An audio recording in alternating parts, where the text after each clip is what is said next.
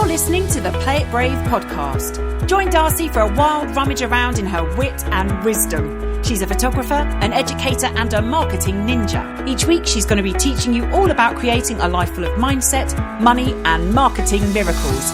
Listen to real-world experiences and surefire strategies from expert guests, all to keep you focused on your path to success. Think less hand-holding or fist bumps. So stop playing safe. It's time to start playing it brave. Here's your host, Darcy Benincosa. Welcome to the Play It Brave podcast. Today we have my dear friend, Tiffany Peterson. Tiffany and I met a couple years ago through my sister, April, April is a magnet for magnificent women. And she's often the way that magnificent women come into my life. And that's how Tiffany came into my life. Tiffany, so glad to have you on the call today. Hi, beauty. So fun to be with you. I just love your energy. So anytime you're like, let's play, it's like, yes, please. Yes, I know. I feel like we were just talking before we recorded and I thought I could talk to this woman for 5 hours. We need to get together immediately. Yes, please. We'll get it on the calendar. So we've been chatting today about what could be for the highest good for all the amazing women and men listening on the Play It Brave podcast. And we really thought, well, I asked you, what is one of your gifts? What is one of your zones of genius? And you really talked a little bit about self-worth. So I would love to hear your trajectory. So let's first lay a foundation of what you do, how you do it, how you got here. And then we're going to transition into how your self-worth really has played a key role in the success that you've had. Mm-hmm. Yeah, I love it. And I think right out of the gate is just being aware that it is an ongoing journey, right? It's an ongoing relationship, and it's something that I get to work on myself all the time. But there has definitely been some key experiences that have shifted my mindset. But my longer story short is that I grew up here in Salt Lake City, and initially I thought was really drawn to traditional education like you.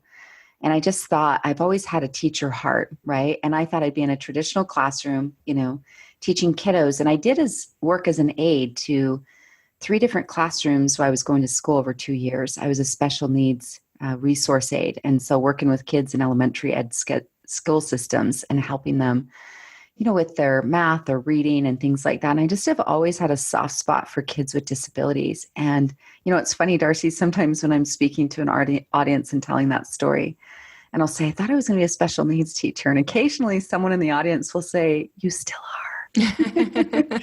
Because as a coach and a speaker and teacher and helping people work through their obstacles, I'm just working with kids with longer legs, typically called adults. Yeah. Yeah.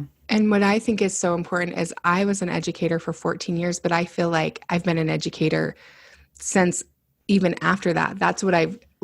Being a teacher is something that some of us just feel so called to. And I can't explain it, but I just love teaching. I love the classroom. I love discussion. I love debate. I love pushing the boundaries. I love bringing more light and knowledge into our lives, like all of that. So I love that you and I have that similar foundation. I think that's given us a lot of common ground, especially because our businesses do mirror each other a little bit. Yeah, for sure. We're both storytellers in different ways, right? And creating change through the work that we do. And so I do think that's an important little life gem tucked in there as well, is that sometimes for me, my path looks very different than the way I thought it would be. The dreams that I had as a young girl and what I thought life would look like. And I didn't see myself as a boss babe. That term wasn't around growing up, but, as a boss babe, so to speak, running her own thing and creating her own business. And so for me, again, I thought it'd be special needs and education. And that little life lesson, though, is I am still a teacher. It's just in a different form. So sometimes our dreams and goals will take on a different form, or love will show up in a different form, or lessons. Like if we're open, right? That's a current lesson I'm learning right now is if I'm open, it's like there's so much love in front of me. But for a lot of time of my life, I've lived off of a lens that it had to look a very certain way, right? And sometimes we miss life and love and opportunities because we're so attached, or I'll just own it for myself. I felt like I was really rigid, that like things had to look a very certain way. Oh, me too. And I've learned and healed a lot of that, thankfully. But that is the story. As I was going to be a traditional school teacher, I went to work for a training development company and was in corporate sales for, coaching and teamwork. And then I went to work for Franklin Covey, and that was a game changer. That was one of those pivot points that you might call in your life, or a crossroads where it directly shaped the rest of my life as I was selling coaching programs. Now, this is back in 2001, before the word coaching or coach was at all life an adopted coach, none concept. of that stuff. Mentor. Right. There weren't coaches, life coaches, business coaches, dog walking coaches, or, there's like the coaching industry, has just like blown up, and it's been fun to watch. But I was sold coaching over the phone for Franklin Covey and Stephen Covey's incredible work. He's the author of the classic work, The 7 Habits of Highly Effective People. Very classic. Right. I love that book. One of the, that's one for me I go back to so many times in my life. And anyway, I went to work selling coaching programs over the phone. And in my first year working there, I quadrupled my income. And I went on to be the first female to be a top 10 performer, like the top 10 sales reps of about 120 sales reps. But that was a massive change for me. And I read books like As a Man Thinketh and Think and Grow Rich. They were my gateway drugs into personal development, we could say, Once you go down that path, you cannot go back. But I had no idea, Darcy, before that you mean my thoughts are actually like living matter? My thoughts actually are shaping my life? That was new awareness for me in my early mid-20s.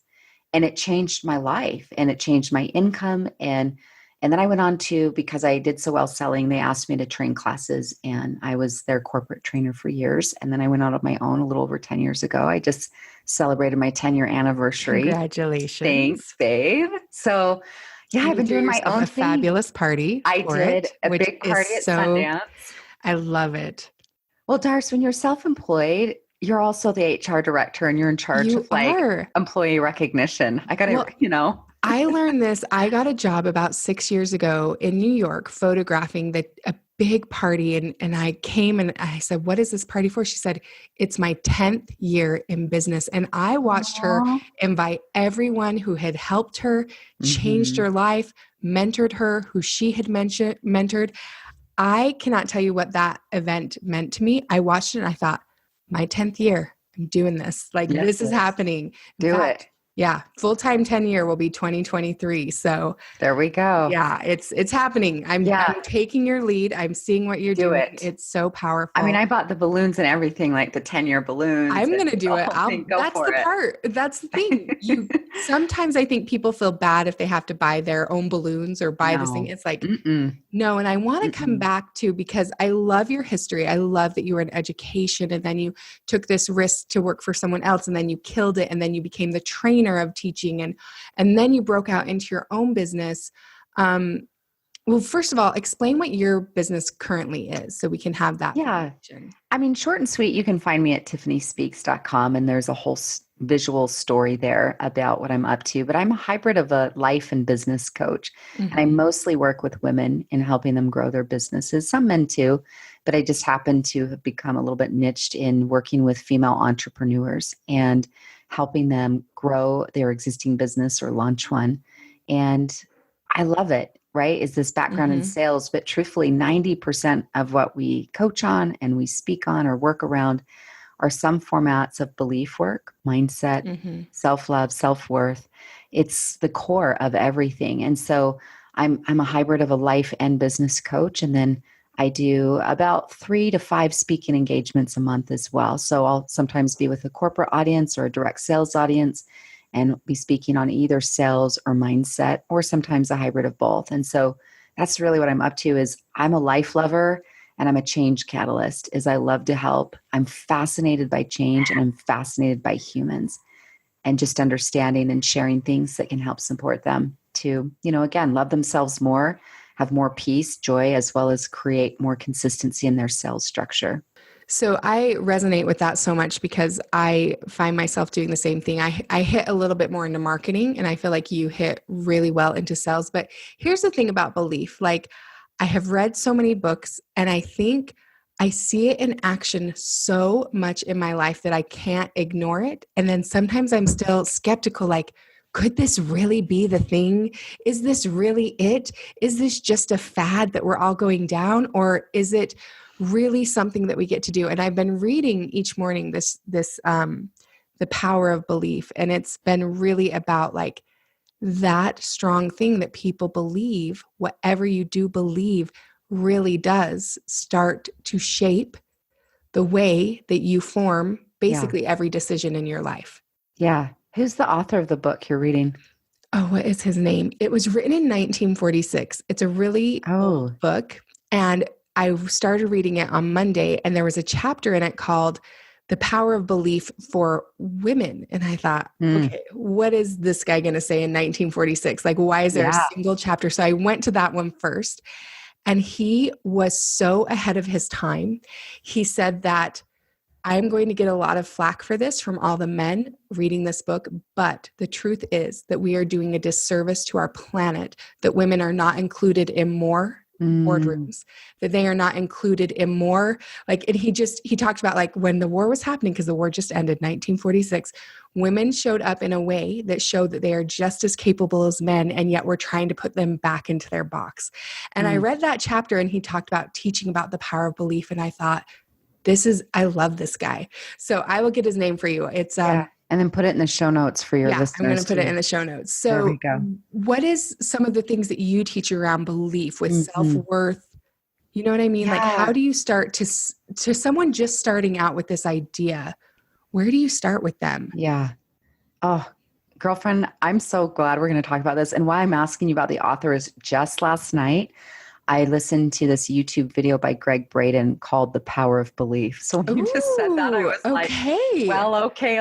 We're syncing up this universal concept in real time. Yes, we are. Oh my gosh. To that. So I think for me, some of the simplest ways to teach it is this concept of thoughts become things, and that your mindset or your belief is like lenses, right? Like you're wearing these cute, stylish glasses right now. And those glasses, and I have my own cute little pair of glasses, but our glasses or our lenses definitely shape what we see, right? And if you're wearing pink colored glasses or leopard print colored glasses, it will project into your experience of what you're seeing. And therefore what you see and then believe and reinforce, you then project and create more of it. And so this universe that we're living in is, I don't claim to know all the things about this concept. I just know that the concept of what you focus on expands, right? Like if you've ever had the experience, some of you listening, I know you've had this experience where you've bought a new car or you're researching a new car. Maybe it's the car on your vision board or something. And now what happens when you're out driving around? What do you experience? See it everywhere. You see it everywhere, because right? You focus on it. And I know that's so simplistic, but it's so true. And so when what we're focused on expands, it gets bigger. And there's actually the science behind that for the scientists listening or those that love data, is there's a little tiny organ at the base of your brain stem called the reticular activating system, or the RAS. And again, all that's doing is helping us filter information. And what we're focused on, though, it's like a magnet, and you would draw more of that to you. And so I know for me, this again has been lifetime work, is learning how more often to see gratitude and having maybe even a gratitude journal. I've done lots of that, or the power of prayer, meditation, or activating. You know, I love a lot of the Abraham Hicks work, and Esther Hicks talks about that if you can hold a new feeling, that vibration for 17 seconds, you start to shift yourself. And we are vibrational beings, right? We are. Even if you're not deep down this hole with Darcy and I in the la woo-woo land a little bit. Reality is more that mainstream. Yes, it is. But the reality is we are vibrational beings, and we live in a vibrational universe. And so there's always an energy. And that's one of my favorite things to share, is everything is energy, including you. And that's where we can talk about the self-care, self-worth. But everything's energy, and every brand. Part of why you love to listen to Darcy's podcast is there's a certain vibe this amazing, luscious, incredible woman's putting out there, right? She's got a vibration, and you dig it, and you're following what she's up to. But the other brands that you love to follow, and then there's certain brands or people that you are absolutely like, oh, that's not my person or my brand, because they're also at a vibrational level. And I don't mean that with negativity or judgment, but all of us, it's like there's certain people, books, environments, food, restaurants, music that you gravitate towards because they have a vibration, and you are a vibration. And so I don't know if we could share it all here in this time that we have together, but just becoming more aware of conscious thought, as well as then what we might call affirmations, is choosing your thoughts. An affirmation is something you want to firm up, affirmation. And you want to firm up maybe the belief that I am worthy, I am lovable, I am fit and healthy, I am vivacious, right? Like that's one of my favorite words of all time, by the way. And then people often will ask me and they'll say, so I'm curious, how old are you? And I'll say, I'm vivacious. Because that's true and I don't always feel that vibration, but that's one of those, if you will, guidance posts for me that says this is who I choose to be and what I want more of in my life. And so whether they're health goals, business goals, core foundational self-work, is choosing to think or write those types of thoughts regularly in specifically the I am language. There's so much power to that, as you know, rather than I will be vivacious, I am vivacious, or I will be healthy, I am healthy. Even if you're on the journey of being healthy, or I am successful, or I am rocking a 6-figure photography business or a thriving business. And even if you're like, I'm not there yet, but that's who you're becoming, is to drop into that lane regularly, to that vibration. But circling back to belief, Greg Braden says this in his YouTube video. It's so good. Girl, I'll text it to you. Okay, perfect. It was sent to me and then I've sent it out a few times, but he says this statement in there where he says belief it's like the elixir, right? It's the alchemy, but belief is what transforms possibilities into reality, right? Napoleon Hill, when I quoted that my gateway books or personal development into this world was As a Man Thinketh, and then the book Think and Grow Rich by Napoleon Hill. And Napoleon Hill says this, and he wrote his material in the 30s, right? And he talks a lot about that the mind can conceive and believe, it can achieve. And I love that it's both, because we can conceive a lot of things, but it's like the belief is the serum or the water, or we could say fertilizer. Like we all have seeds of possibility or seeds of the dream, and you feel this potential in yourself, or this draw, or this growth that you want to do in your business or in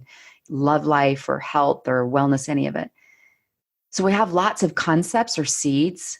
That's the conceiving part. But how we fertilize it to make it become into our reality has everything to do with your belief capacity. And truth telling, I have to work on it a lot. So I think it's important to, as much as I might sound like, oh, wow, I have, to your point, like you, I've read a lot about it, studied it a lot.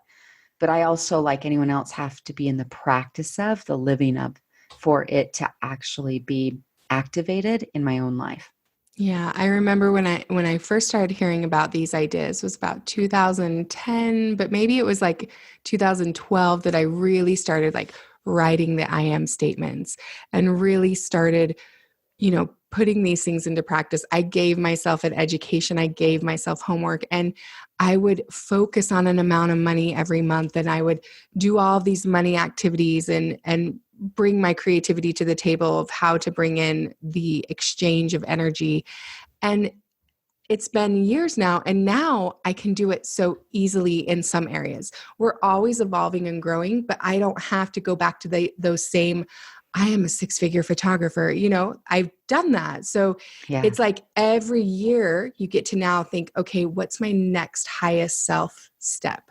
What's my next step into evolution? And it's the same practices again and again, but they start to become part of you. You start to vibrate at those places where it is easier for me to manifest money sometimes, because I have been in the practice of it, and I understand the energy of money, and I understand how to create it because I've made myself a student of understanding this. So watching things like The Power of Belief, reading things like Think and Grow Rich, this stuff that may seem woo-woo, I think it only seems that way because now we're all sharing all these ideas on the internet, but so many of these core beliefs have been around forever. For a very long time, people have known what you choose to believe, how you choose to think about things. You can go to a party, but if you're like me in high school, this is what I felt. And I just felt like I'm ugly, I'm awkward, no one likes me. And so I would just vibrate at that. I would just be like, I just basically repelled everyone. I wish we would teach this in high schools. Can I tell you, like, if we could empower our high school kids to understand, they get so locked into shame, hate, comparison, popularity. I just wish, I look back and I have to do a lot of self-love healing for Darcy in junior high and high school, who was overweight and chubby and braces and glasses and 6 feet tall when all the boys hadn't grown yet, and just be like, I wish I could have had some of these skills, but I do now. And that's why I am in this space of happiness. So when you think about your self-worth, your love work that you do, what does that look like? Is that a daily practice for you? Did you have a story where you just realized, I've got to take my self-love pretty seriously if I want to go where I want to be in life? Yeah, I had, when I first started working for the coaching company corporate, so back in 2001, the sales trainer of that group, he said something that I'd never heard before. And truthfully, at the time when he said it, I kind of thought it was psychobabble talk, what does that even mean? And he said this statement where he said, you will perform to your self-esteem.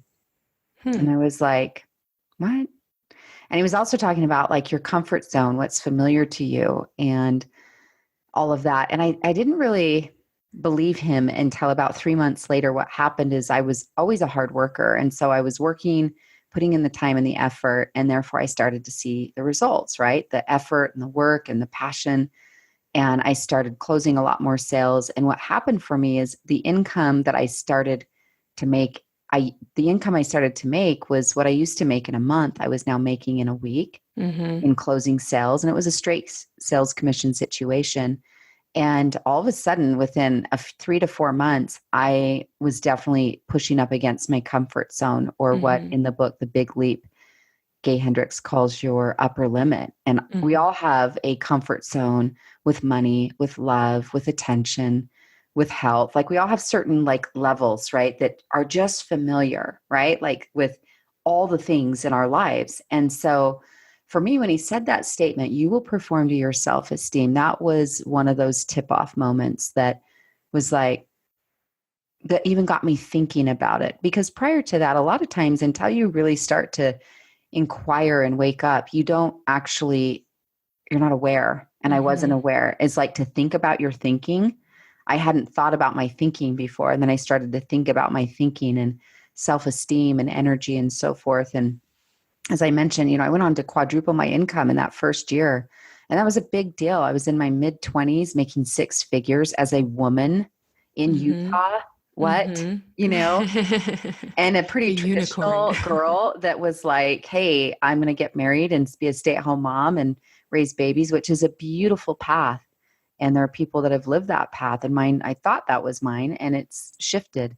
But the point being is, here I was like, in my mid-20s making 6 figures, and that didn't happen overnight. There was definitely some mindset massaging that had to happen, and some expansion and permission and so forth. And some of that. So since then too, it's evolved a lot, because there was a big part of me, which I know you'll be able to relate to, and maybe some others, that I got a lot of my self-worth from my achievements. So even as I just rattled off all those achievements, then heavily, a lot of my self-worth was heavily attached to my performance, my achievements, grades or school, and then income and sales performance and so forth. And there's nothing wrong with celebrating your achievements. Like, I'm a big believer, and I encourage all my clients, like, we're celebrating that contract, that rank advancement, that achievement, that cover story, whatever, is thinking, I believe in celebration, but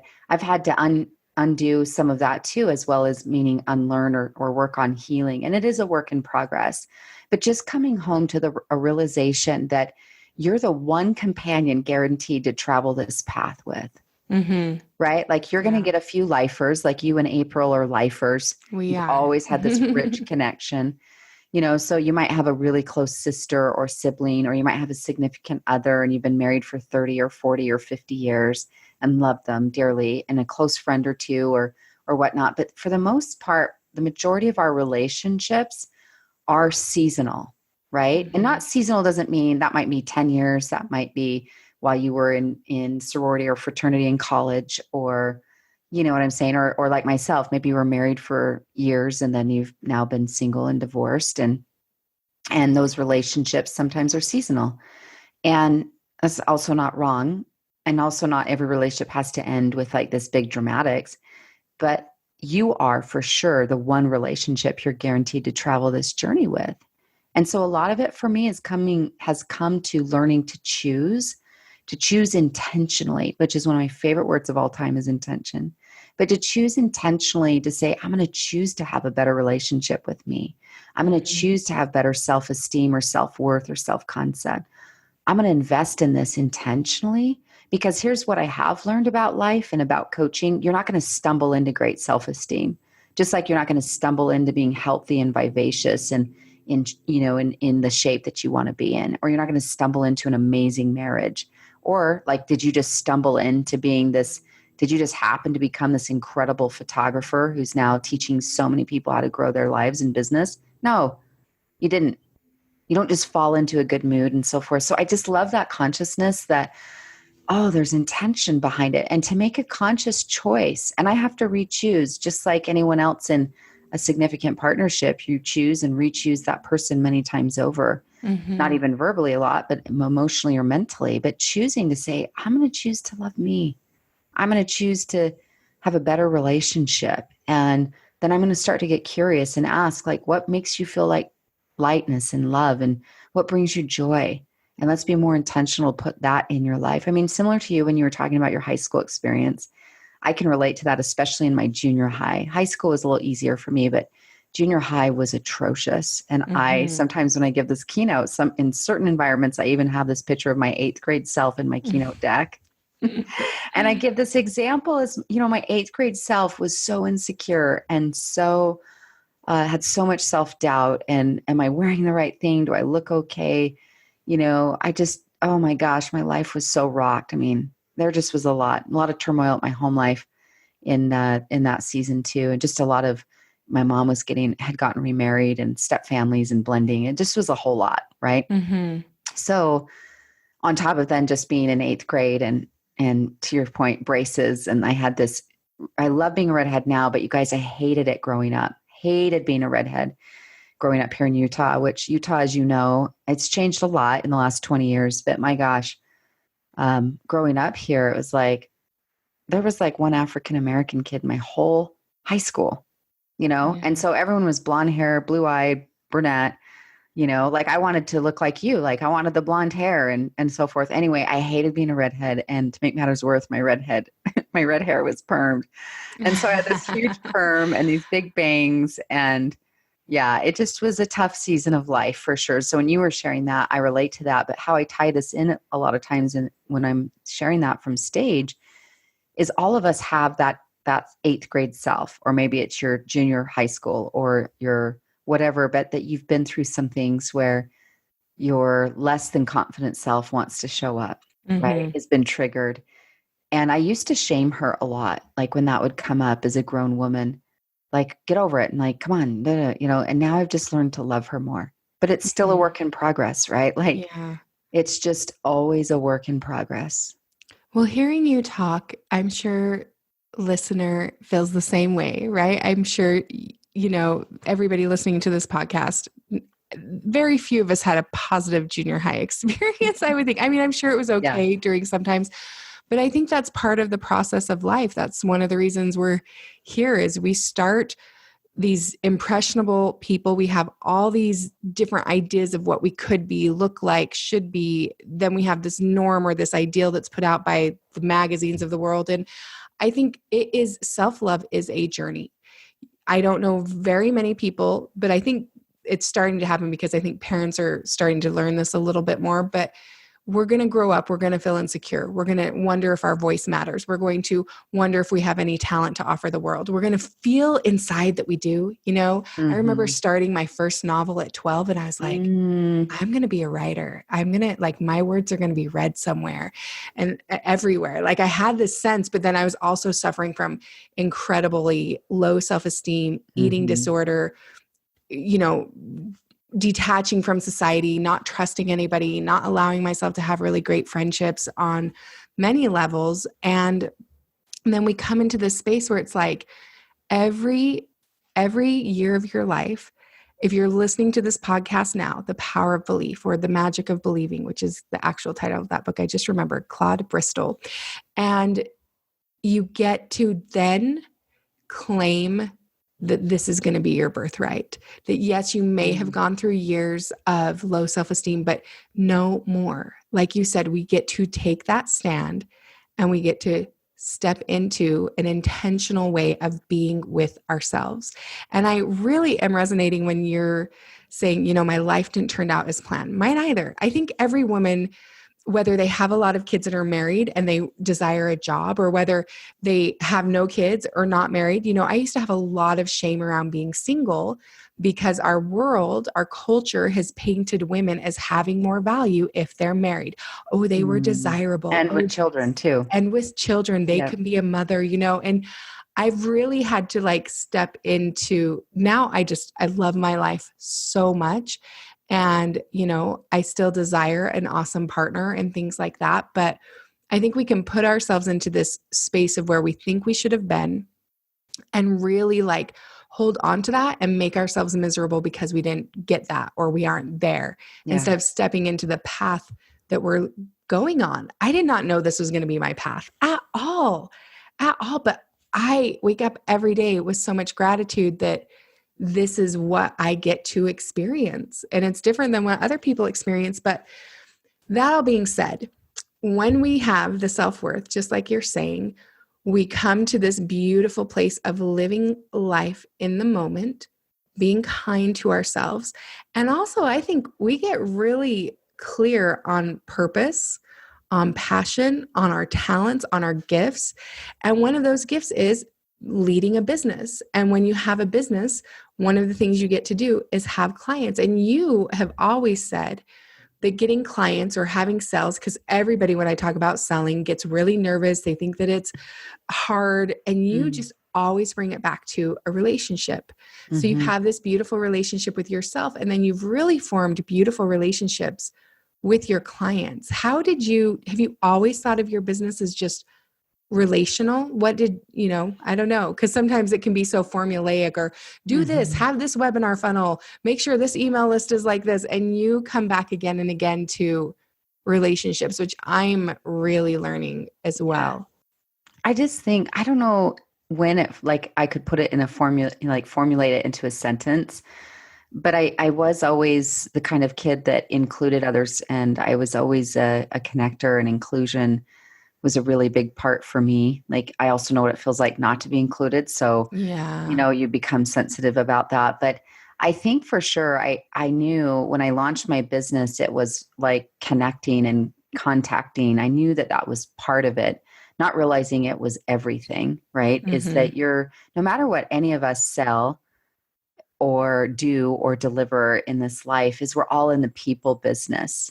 Yeah. Right. And having thriving relationships, like you said, first, of course, with yourself, with permission, that gets to be a work in progress.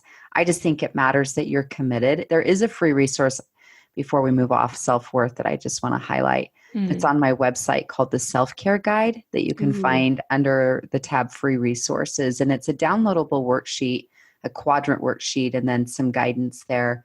For those of you that are saying, yes, I know I need more self-worth, or I need to access, I believe your self-worth is already perfect. What ebbs and flows is your self-confidence. And so there are actions and habits and things you can do regularly that do build into like practices, like, a morning ritual, or the mirror work, or, physical things for my body, as well as meditation or things like that. But again, that entire little program you can get it's a downloadable course on my site. So perfect.com. But because that relationship does matter. It matters so much. And then moving into your relationships with others is nourish yourself and nourish others, is that we all are in the people business.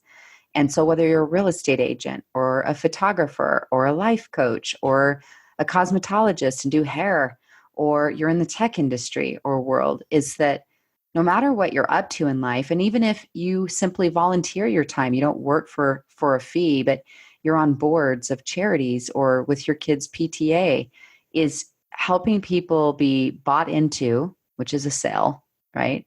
Or on board with, or moving change, or taking action, or writing you a check, comes heavily from the relationship you have.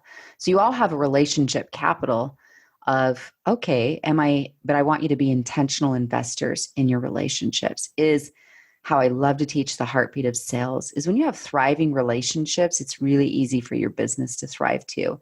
So whether people are buying directly from you or people refer business to you, like the call I got off before we got on our session together today, is a client that's looking to hire me to come and speak at their conference in September. And someone who went through one of my coaching courses had referred me to some of these decision makers, had a relationship with them. I don't know who this person is, but this person who's come through my content and course, I don't know who the person is because he didn't tell me their name. But the reality is someone that's been connected to me has now referred more business to me. And so when you think of it in this way is that, gosh, I'm in the people business. And people all have the same core needs, right? I have these needs. Darcy has this need.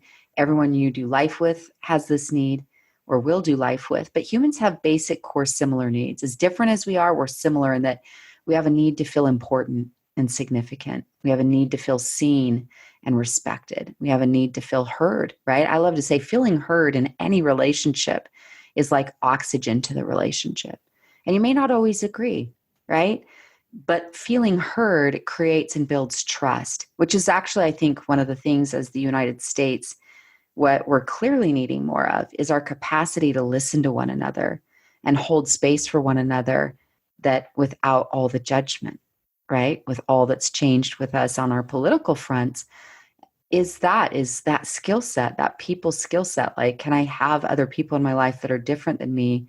Can we mutually discuss things and be respectful about it? Well, again, feeling heard within your significant other partnership, your friendships, your clients, is when people feel heard. And again, some of that was trained into me from working with the 7 habits for so many years, that one of the most popular habits of all 7 was habit 5 of seek first to understand before you're understood. To be the kind of person that's like, teach me about you. Or if there is conflict or there's something that's come up, it's like, can you help me understand your point of view? Do you understand, like, that kind of level of mastery? You can write your own ticket in this life when we can choose in to show up in these ways. But from appreciating people, right? No one outgrows the need to feel appreciated ever. So whether they're 88 or they're 28, the people you do life with, they want to feel appreciated, important, that they matter and significant. So a lot of this for me is when I teach this concept of growing your business, growing your sales, is indeed nourishing your relationships, that you want to do a handful of things. And, from everything that you can, when people say, well, what are some things I can do to grow my relationships? Well, I'm a big believer of the handwritten note, right? But even a text, thank you, or someone's gift or favorite treat. But a lot of things, honestly, that don't cost a dime is becoming a more present listener, right? We've all had the experience when we're with someone that makes us feel like we're the only person in the room. And the power of asking great questions. And so really, to be great in sales are 2 things. One is that you're an intentional nourisher. You're a connector. You're going to nourish and love on people. The most powerful marketing strategy is a 4-letter word, CARE, right? When people feel cared about and that their needs matter to you, even if you're more expensive than the next person, they'll pay for it because they have a relationship. You're in the relationship business. We all are.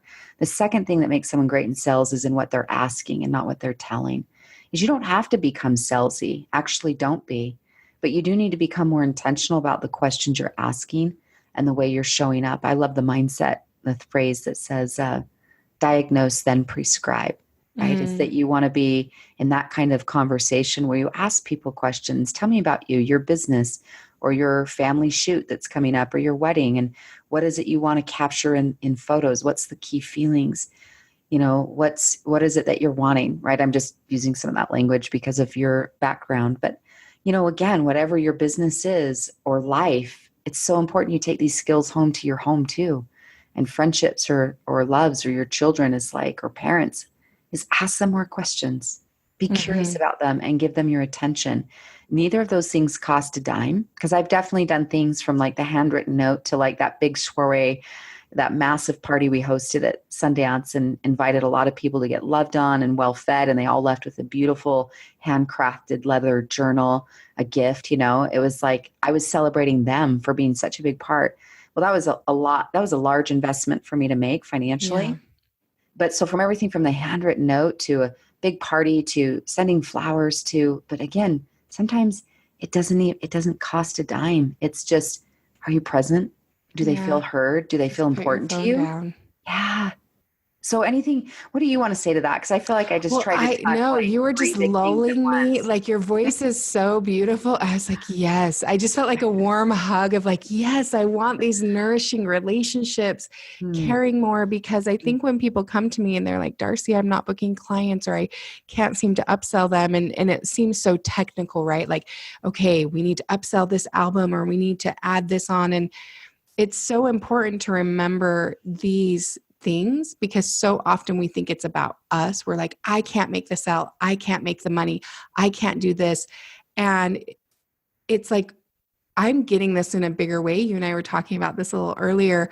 When I make it so much more not about me, you know, when I really make time for people, when I go speak at these events and I used to run back to my room and just hide because I was like, I'm so exhausted after giving that keynote. And now I don't. I'm like, no, you need to take care of yourself physically, make sure you have enough energy, and you need to be out there talking to the people who came to hear you speak. Like you need to care, you need to listen, you need to put your phone down. All of us now have had experiences of people who truly don't listen. They just, you can be talking to somebody and they'll just pull out their phone and look at it without, and you're mid-sentence thinking, okay, I just lost all respect for this human. They cannot get, you know, I'm not buying anything. I'm just going to shut down.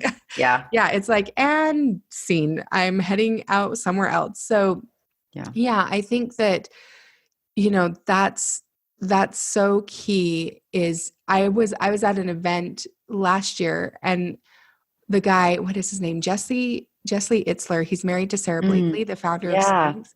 And Jesse said that one practice that he has done since the beginning of his incredible career and very monetarily successful career is every day he sends 3 text messages to someone that he knows just full of gratitude. And just like, I love that. And sees them, like you said, just sees them. And he does it every day. He doesn't go to bed until he's messaged 3 people.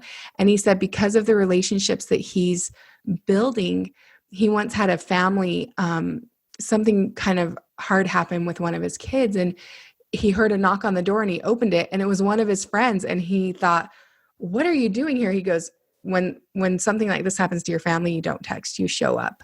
And I just thought, that's who I want to be. I want to be that person who will hop on a plane for my friends, to be there for them when they need, to celebrate their birthdays, to celebrate their losses, to cry with them, to laugh with them.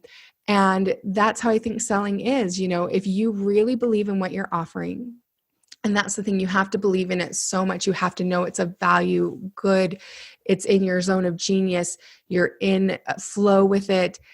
Then I think the selling of it just becomes so much easier because you really are in alignment with how it's helping. And I personally, I don't know if you're the same, but I can tell when my product isn't a good fit for someone. And I have no problem telling them that in the kindest way. Like, I don't think you're ready for this yet. Or I don't think I'm your teacher. Like, we're not resonating. Like, if how trusting is that though? I think I love that in you is that's just, to me, it just builds trustworthiness is like, is this really in alignment? And if it is, cool. And if it's not, politely, but clearly like, this isn't your path, or, you know, this isn't the right fit for you right now. Well, haven't we all taken on clients and we knew we shouldn't take them on, but we did it because of money. And then it was just, excuse me, a shit show. Yeah. And it wasn't serving them. It's like, yeah, you may have done it for money, but what you pay for in energy is like 10 times that. Like the emotional trauma. Yeah. Energy is what runs my show now. It's like, oh, good energy and who like you want to spend time with, you know, and do things with. And whether they're a client or a friend, but it's energy is what runs the show is like, oh man, if that doesn't feel like a win, if that doesn't feel amazing, it's like my team, we get asked a lot about podcasts, and it's like, I have to love the person. If I wouldn't want to like have lunch with them, right? And I don't mean that out of anything other than just clarity. So when you reached out and you're like, let's podcast together, I was like, that's 100% yes for me. That's a yes. Yeah. Yeah. Because your energy though, who you are and how you show up on the planet is like so good. Right. And I'm not saying anyone in my life has to be perfect, because I'm sure not. But the reality is that when you don't listen to that energetic insight, oh, you pay for it so many times over. Yeah. And I think that's why ideal customer avatar, even though it seems cliche and old, is so important. And I find that people don't go deep enough. They're like, her name is Sally. She's 28. She's low maintenance. And I'm like, no, you really need to know what is acceptable in your world and what isn't acceptable in your world. Especially if you're taking a high-end wedding client, are they going to treat you like a servant? That I'm no longer okay with. I used to be like, okay, I'll just hustle, do the grunt work. And now I'm like, no, I'm an artist and that doesn't resonate with me. If they want to be a coaching client, they have to believe that thoughts become things, because I've taken on people who don't believe any of the woo-woo stuff. They want only the marketing. And so anytime I'm speaking my truth about like, listen, if you want to be a good marketer, you have to have this mindset. It doesn't resonate and we have conflict. So it's like, I'm very clear with people who want to be in coaching. I'm like, you got to be like this and this and this and this. And if you can't be that, I'm not your coach. It's not going to resonate. So I think people knowing truly who their client avatar is, then it becomes so much easier to sell, because it becomes a magnet. What you're offering and what they want this is good. Come Preach together. It, girl. Yeah. Preach it. Yeah. No, I love it. And I love what you were saying too. And I just had this thought in this moment. Maybe we quit calling it woo-woo and we just call it the truth. It's the consciousness, because woo-woo makes it sound like it's this not legit thing, and it's everything. It's it like makes it your sound mindset flighty and weird. Yeah. So I'm just having this awareness in this moment. Like, I don't know if I'm going to keep using the word woo-woo. I think I don't resonate with it. But the reality is that if you're still in a place where you don't believe your thoughts and your mindset and your attitude and your energy don't influence your world, like, you're right. Like, I couldn't influence that person to help them achieve what they wanted. Yeah. And it will start small. Listen, if you guys are on the fence about this, it's going to start small. You're going to be at a conference or an event or a podcast. You're going to hear an idea and you're going to just take it and think, I'm going to go watch that Power of Beliefs talk. And we'll link it. Yes. And that might be the first step to realizing, oh, I'm creating. I had a coaching call today and she talked about her relationship with money. And I just said, you think it's money. You think money is your prison. Your thoughts about money are the prison, not money. A to the you men. are putting yourself in this prison. Get your hands in the air. We just heard some truth today. So true, girl. It's so true, though. The power of belief, the magic of believing. So, well, I just love our conversation. I love chatting with you. Let's get together soon. I think love that the biggest takeaways are just that our self-love, our self-awareness, understanding that our thoughts do lead to things, really can bring in the business that we love, that we dream about. Not that it's all roses. I mean, you and I both work so hard at this. Totally. And I think I just want to, if I can share just maybe a final thought. Please. If we're wrapping up, I would love for us to get together and have more time. Yeah. I just want to say, I love, again, the word intention, is that be intentional about your self-love and self-worth, and be intentional about your relationships. And no one of us is perfect. I think perfectionism is a joy stealer. And as a recovering perfectionist, I can say that, right? Is that it is about, but it is all about the intention for you, for others.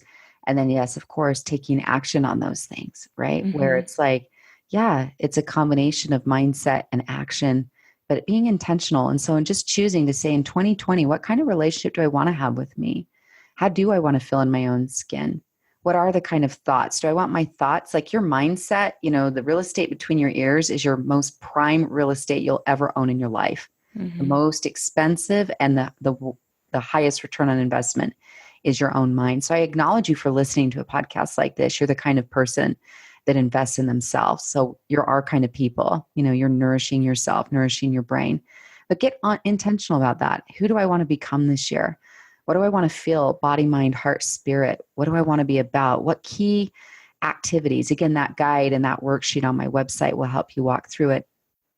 Again, at tiffanyspeaks.com, you can find it under free resources. But get clarity, be strategic. I call it being the life architect, right? Is that you are blueprinting and intentionally creating your life. And then secondly, using that same thought process with your relationships is schedule it. Or maybe like Jesse Itzler, there's 3 people a day you're texting. Mm-hmm. I know for me, I'm in person with someone in my network at least once a week, if not more. I'm still a big believer. Give me FaceTime. I want to be, where we have lunch or we have tea or something like that.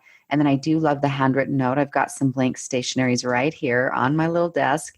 I also love, this is a cute little extra thing that I love to put these. Can you see this? This one's just called an Inspired Life. There's lots of these on Amazon or stationery stores where what they are is inside this little box are these tiny little quote cards that then you can put in like a handwritten note. And then when they pop it open, it has a little card or a little quote for them. And so whether it's the handwritten note, right, or the text, or sending just because flowers, thank you for being in my life, or thank you for being my client. For those of you in business, especially for yourself, I invite you to think that a portion of every contract that comes to you goes back into the client.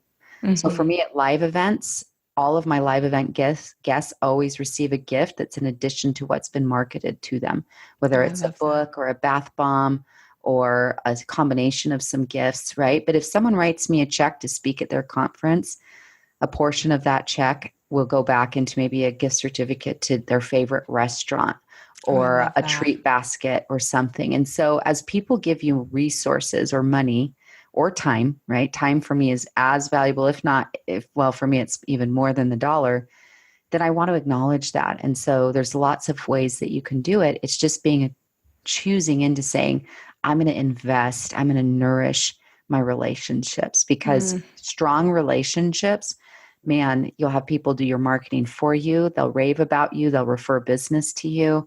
And then you just continue to thrive. And again, on both things, self-care or nourishing your relationships, either relationship we're talking about, you don't have to be perfect at it. I just invite you in this moment to make a decision to be committed. That's what matters, right? To the men, girl. A to the men. Lots of truth today. Well, Tiffany, thank you so much for joining. That was the perfect end.